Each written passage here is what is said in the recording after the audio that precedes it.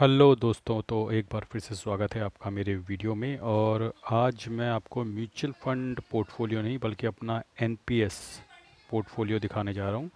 तो मैं जॉब करता हूँ और मैंने अपनी कंपनी के थ्रू ही एचडीएफसी पेंशन मैनेजमेंट से अपना एनपीएस पोर्टफोलियो बनवा रखा है।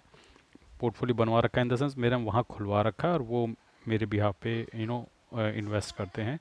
तो एच डी एफ सी में या किसी भी प्लेटफॉर्म पे आप जाएंगे, चाहे आई सी आई सी बैंक का हो, चाहे एस बी आई का हो, कोटक का हो, तो वो तीन तरह के उसमें ऑप्शन होते हैं: एग्रेसिव, मीडियम और लो लो एग्रेसिव। तो मैंने काफ़ी समय तक बहुत ही लो पे रखा था कि मैं बिल्कुल भी एग्रेसिवली इसमें इन्वेस्ट नहीं करना है और बहुत ही सेफ इन्वेस्टमेंट करनी है। बट उसकी वजह से मेरा इन्वेस्टमेंट काफ़ी रिटर्न्स काफ़ी लो आ रहे थे। तो मैंने लास्ट ईयर, यानी इसी ईयर बल्कि मई जनवरी फरवरी में अपना अप्रोच चेंज करी और मैंने एग्रेसिव इसमें कर दिया है। तो अब आप देख सकते हैं कि तीन तरीके की इसमें स्कीम होती हैं H D F C pension management की।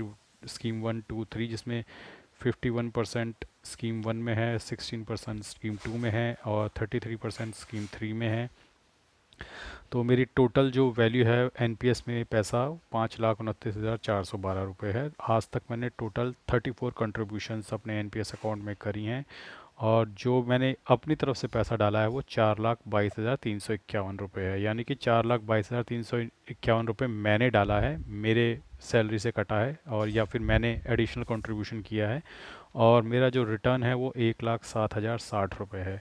तो आप देख सकते हैं कि जो एक्स आई आर है मेरी इन्वेस्टमेंट की वो 12.69 है।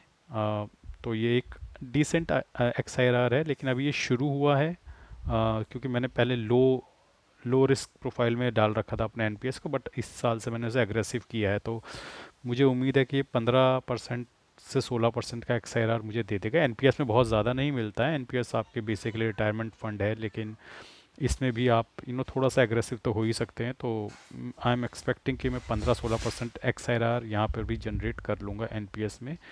और नीचे आप देख सकते हैं कि काफ़ी सारी इन्वेस्टमेंट्स और समय समय पे जो मैं करता रहता हूँ उसमें दिख रहा है कि 6 मई को अप्रैल का इन्वेस्टमेंट गया है और फिर 31 मई को अप्रैल का गया, मई का गया, फिर जून का गया है। इस तरीके से सारी इन्वेस्टमेंट्स आपको दिख रही हैं जो मेरी सैलरी से कटता है हर महीने 7618।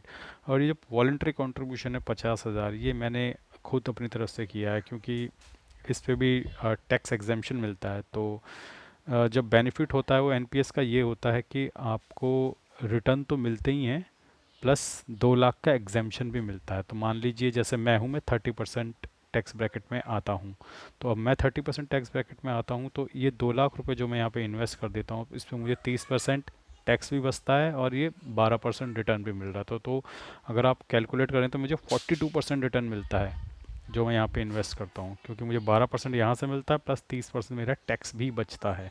तो आई थिंक एनपीएस एक अच्छा ऑप्शन है कंसिडरिंग द फैक्ट कि इसमें आपको 2 लाख तक का एग्जेम्पशन मिलता है। 1.5 लाख जो आप मंथली अपने सैलरी से डिडक्ट करवा सकते हो वो है, प्लस 50,000 का एडिशनल कंट्रीब्यूशन है। तो इस साल का आप देखोगे कि मैंने 50,000 का एडिशनल कंट्रीब्यूशन जब मार्केट थोड़ा डाउन हुई थी उसी वक्त कर दिया था। यहाँ पे आपको दिख रहा होगा वॉलंटरी कंट्रीब्यूशन 12 अगस्त को।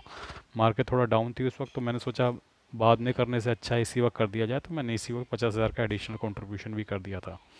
तो अब इस पे भी काफ़ी अच्छा रिटर्न्स बन रहे हैं और आई थिंक मेरा रिटायरमेंट फंड जो एनपीएस के थ्रू जनरेट हो रहा है ये भी अच्छा खासा जनरेट हो जाएगा। तो दोस्तों आज के लिए बस इतना ही। धन्यवाद। Good bye.